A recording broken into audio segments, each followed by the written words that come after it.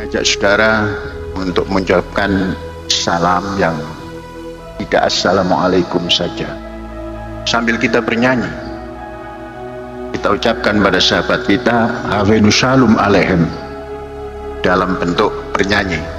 Silakan berdiri, ikuti nada dari Syekh. Semua saya minta berdiri karena ini satu surah. Ya, yang atas, yang bawah, ayo kita menyanyi supaya tahu Avenu Shalom ya. Avenu Shalom Alehem, Avenu Shalom Alehem, Avenu Shalom Alehem, Avenu Shalom Shalom Shalom Alehem, Avenu Shalom. Assalamualaikum warahmatullahi wabarakatuh. Setelah ditetapkannya Syekh Panji Gumilang, pimpinan Ponpes Al Zaitun, sebagai tersangka kasus penodaan agama, masih saja menuai pro dan kontra. Para pembela Panji Gumilang, penetapan tersangka Panji Gumilang oleh Kabareskrim dikatakan sebagai kriminalisasi. Itu adalah pernyataan yang tidak tepat. Memang perbedaan pemikiran adalah hal yang sudah biasa, karena setiap orang mempunyai pandangan sendiri-sendiri. Akan tetapi mayoritas umat Islam di Indonesia dalam kasus Panji Gumilang ini, apa yang diputuskan oleh Kabareskrim adalah sudah tepat, terlepas ada yang setuju atau tidak setuju. Kita semua sudah maklum bahwa Islam adalah agama rahmatan lil alamin.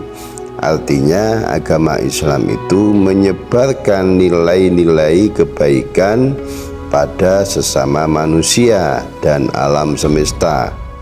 Dan pada hakikatnya semua manusia itu bersaudara tanpa memandang keyakinan dan agamanya. Akan tetapi setiap agama pasti mempunyai aturan dan cara beribadah sendiri-sendiri, dan pasti mempunyai aturan dan cara bersosial dengan umat beragama lainnya. Di dalam agama Islam sendiri, berbagai aspek kehidupan setiap individu seperti perilaku hidup selama 24 jam diatur oleh syariat Islam.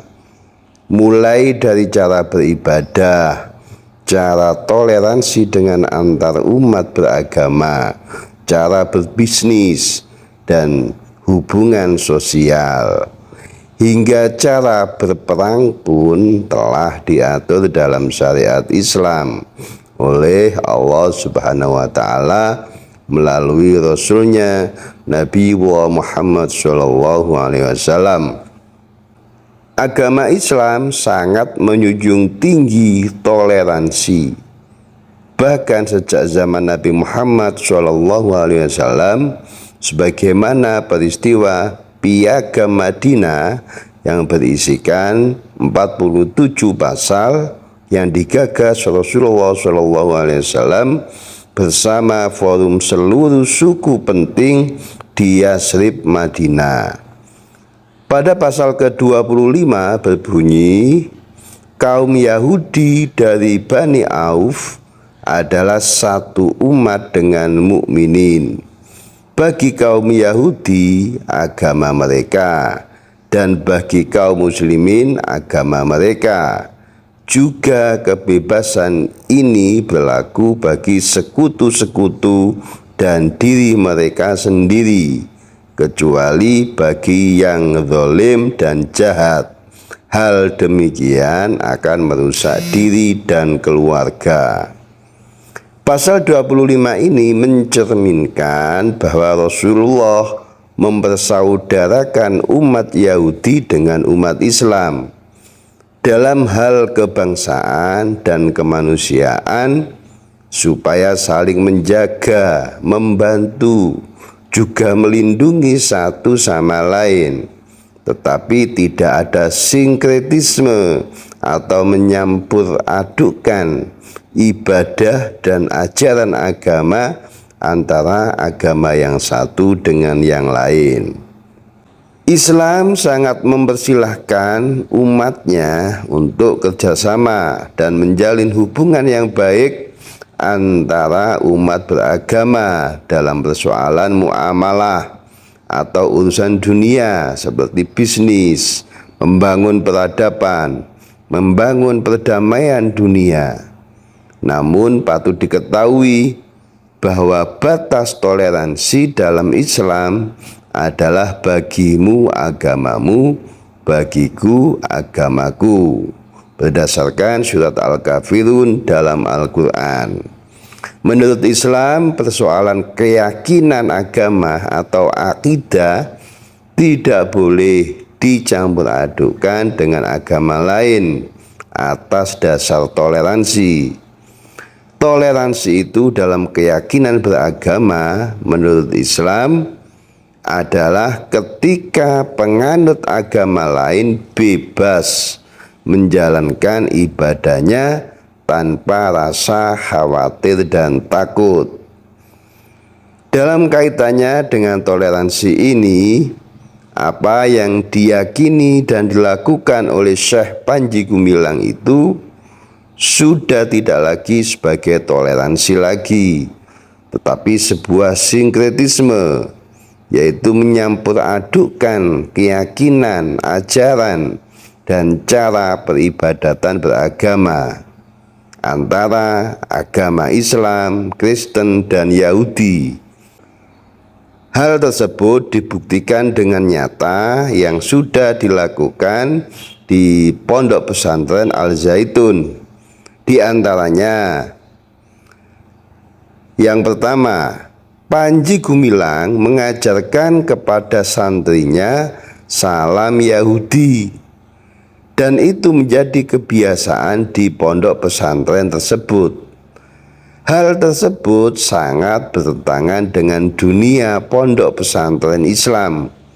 Selama ini syariat Islam mengajarkan salam yang sesuai dengan apa yang telah disyariatkan, yaitu Assalamualaikum warahmatullahi wabarakatuh. Yang kedua, dalam sholat Idul Fitri di Masjid Al-Zaitun, Syekh Panji Gumilang selaku pimpinan pondok mengajak Pendeta Robin Simanulang beserta istrinya untuk ikut sholat Idul Fitri di masjidnya. Ini juga termasuk sinkretisme, bukan termasuk toleransi menurut syariat Islam.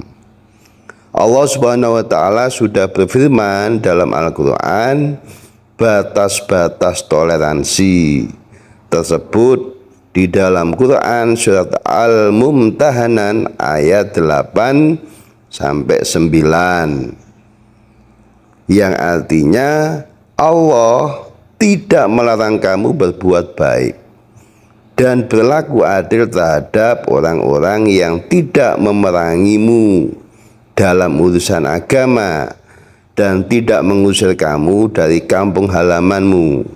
Sesungguhnya Allah mencintai orang-orang yang berlaku adil. Sesungguhnya Allah hanya melarang kamu menjadikan mereka sebagai kawanmu, orang-orang yang memerangi kamu dalam urusan agama dan mengusir kamu dari kampung halamanmu dan membantu orang lain untuk mengusirmu.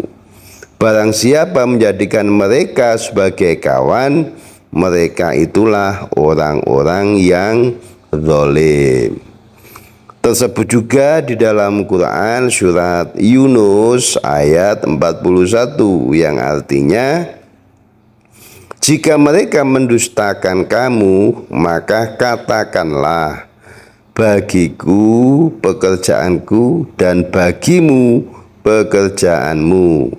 Kamu berlepas diri terhadap apa yang aku kerjakan dan aku pun berlepas diri terhadap apa yang kamu kerjakan. Dan juga terdapat dalam Al-Quran surat Al-Kafirun ayat 6, untukmu agamamu dan untukkulah agamaku.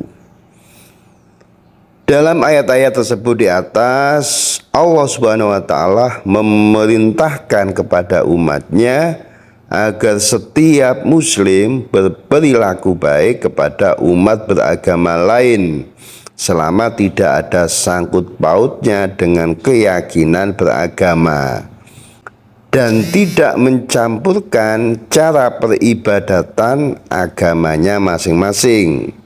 Bagiku agamaku, bagimu agamamu. Itulah batasan toleransi dalam Islam. Masih banyak cara-cara bertoleransi antar umat beragama di Indonesia tanpa mencampur adukkan cara peribadatannya. Misalkan kerjasama dalam urusan bisnis dan muamalah lainnya, membuat organisasi lintas agama untuk menyantuni warga Indonesia yang miskin dan anak yatim tanpa memandang perbedaan agama, membuat organisasi lintas agama untuk menumbuhkan jiwa nasionalisme, menjaga NKRI, membuat organisasi lintas agama untuk mencintai tanah air Indonesia, dan masih banyak lagi jenis-jenis toleransi yang ada di Indonesia ini tanpa mencampur adukkan cara peribadatan dan ajaran dari masing-masing agamanya.